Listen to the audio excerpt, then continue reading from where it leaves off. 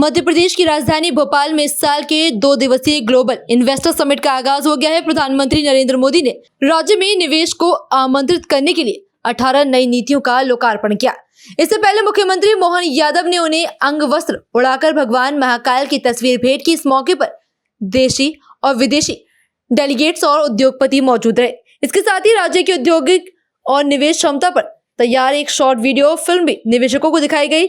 प्रदेश की औद्योगिक संभावनाओं पर केंद्रित लघु फिल्म मध्य प्रदेश अनंत संभावनाओं का प्रदर्शन किया गया। इसके प्रधानमंत्री मोदी के नेतृत्व और मार्गदर्शन में विश्व की प्रमुख अर्थव्यवस्था के रूप में उभरते भारत पर केंद्रित लघु फिल्म इंडिया ग्रोथ स्टोरी का भी प्रदर्शन भी किया गया। इस अवसर पर प्रधानमंत्री मोदी ने कहा कि वो बच्चों की परीक्षा के कारण यहाँ देरी से पहुंचे।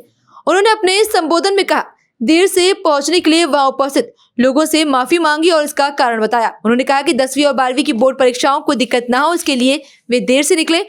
पीएम मोदी ने कहा कि डबल इंजन की सरकार के कारण मध्य प्रदेश में विकास की गति डबल हो गई है। पीएम ने कहा कि मध्यम वर्ग को सशक्त करने के लिए इस बजट में कई कदम उठाए गए हैं। कल जब मैं यहाँ पहुंचा तो एक बात ध्यान में आई कि आज 10वीं और 12वीं के छात्रों की एग्जाम है और उसका समय और मेरा राजभवन से निकलने का समय क्लैश हो रहा था और उसके कारण संभावना थी कि सिक्योरिटी के कारण अगर रास्ते बंद हो जाए तो बच्चों को एग्जाम देने के लिए जाने में कठिनाई हो जाए और ये कठिनाई न हो, बच्चे सब एक बार अपने एग्जामिनेशन सेंटर पर पहुंच जाए उसके बाद ही मैं राजभवन से निकलूं, ऐसा मैंने सोचा। उसके कारण मैंने निकलने में ही 15-20 मिनट लेट कर दिया और उसके कारण आप लोगों को जो असुविधा हुई इसके लिए मैं फिर से एक बार क्षमा मांगता हूं। एमपी में डबल इंजन सरकार बनने के बाद विकास की गति भी जैसे डबल हो गई है। केंद्र सरकार कंधे से कंधा मिलाकर एमपी के विकास में, देश के विकास में जुटी है।